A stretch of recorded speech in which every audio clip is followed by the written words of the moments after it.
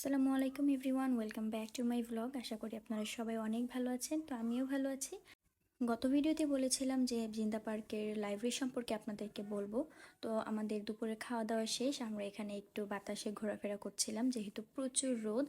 আর এই জায়গাটা ছিল একদম ছায়ার মধ্যে, এখানে লেকের পাশে প্রচুর গাছপালা ছিল, যার জন্য এখানে আমরা একটু টাইম স্পেন্ড করছিলাম। বাচ্চা যাও।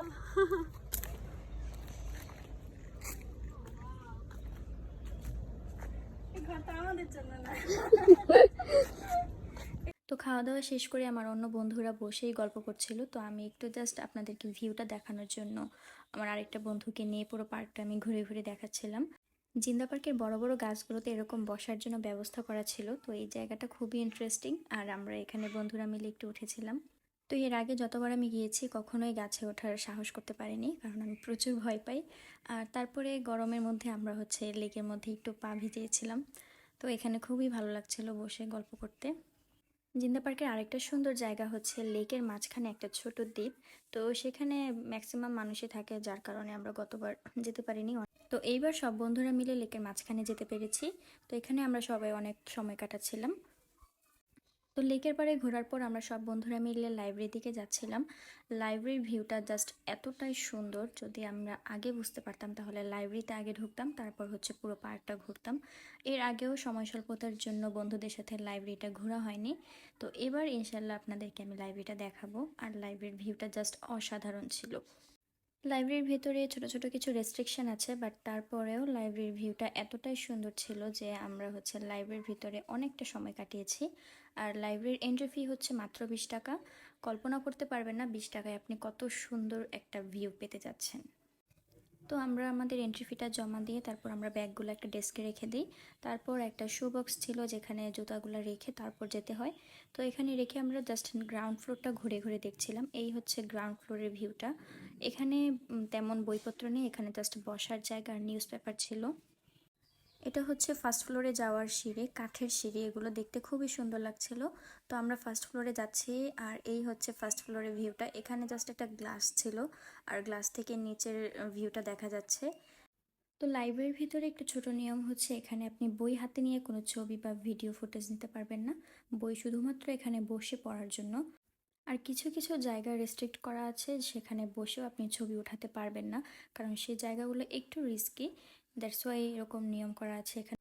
অল ওভার লাইব্রেরির লুকটা খুবই ভালো ছিল, যদি এখানে বইয়ের সংখ্যা খুবই কম, বুক সেলফগুলো কম ছিল। কারণ এখানে ম্যাক্সিমাম সবাই ঘুরতে আসে, বই পড়ার জন্য প্রপারলি টাইমটা সবাই পায় না, সেজন্য এখানে বুক সেলফ খুবই কম। তো ফার্স্ট ফ্লোরটা আমাদের ঘোরা শেষ। এরপর এখানে আবার সেমভাবে কাঠের সিঁড়ি করা আছে, যেটার মাধ্যমে সেকেন্ড ফ্লোরে যাওয়া যায়। আর সেকেন্ড ফ্লোরে আছে বারান্দার পাশে একদম বাহিরের লুকটা দেখা যায়। তো আমরা এখন উপরে যাচ্ছি, অবশ্যই আপনাদেরকে বাহিরের লুকটা দেখাবো, যেটা জাস্ট অসাধারণ একটা লুক ছিল। অল্প খরচে এরকম লাইব্রেরি আমার মনে হয় না খুব একটা কোথাও দেখা যায় এখন। খোলামেলা ছাদ আর তার পাশে এত সুন্দর একটা ন্যাচারাল ভিউ আমার মনে হয় না পৃথিবীর কোথাও আর এরকমভাবে পাওয়া যায়। তো এই জায়গাটা এতটাই সুন্দর ছিল, আর প্রচুর বাতাস ছিল।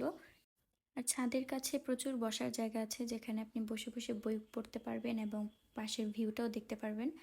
তো এত সুন্দর পিসফুল এবং কোয়াইট একটা প্লেস এখানে, মানে জাস্ট চোখটা জুড়িয়ে যায় নিচের দিকে তাকালে। অসাধারণ ভিউ। যদিও লাইব্রেরিতে বসে আমাদের বই পড়া হয়নি, তবে আমি যখন আবার আসবো অবশ্যই অবশ্যই লাইব্রেরিতে এসে বই পড়বো, কারণ এখানে বসে বই পড়ার মজাটাই আলাদা। যদি আমরা এখন ফ্রেন্ডসরা সবাই মিলে আছি, আমাদের চলে যেতে হবে, সে কারণে আমরা বই আর পড়তে পারিনি, শুধুমাত্র আমরা ভিডিও ফুটেজ এগুলো নিয়ে ব্যস্ত ছিলাম।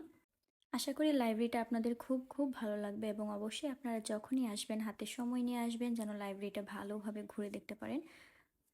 জিন্দা পার্কের প্রত্যেকটা ভিডিওতে আমি জিন্দা পার্কের লোকেশন, অ্যাড্রেস এগুলো খুব ভালোভাবে দিয়েছি। এরপরেও অনেকেই কমেন্ট বক্সে বা আমাকে মেসেজ করে জিজ্ঞাসা করছেন যে জিন্দা পার্কটা কোথায় আপু। তো তাদের জন্য আমি আবার বলছি, জিন্দা পার্ক হচ্ছে নারায়ণগঞ্জের রূপগঞ্জ এলাকার 300 ফিট এলাকার পাশাপাশি। এই তীব্র দাবদাহ গরমে আপনি ডে আউট বা পিকনিক করার জন্য নিশ্চিন্তে বেছে নিতে পারেন জিন্দা পার্ক। তো আজকের ভিডিও এই পর্যন্তই, আশা করি সবার ভালো লেগেছে, আর সবাই অবশ্যই ভালো থাকবেন। আর ভিডিওটি যদি ভালো লাগে অবশ্যই লাইক, কমেন্টস অ্যান্ড শেয়ার করবেন এবং পাশে থাকবেন। And please guys, subscribe my YouTube channel and try to hit the bell icon for notifications. See you later guys, so bye bye.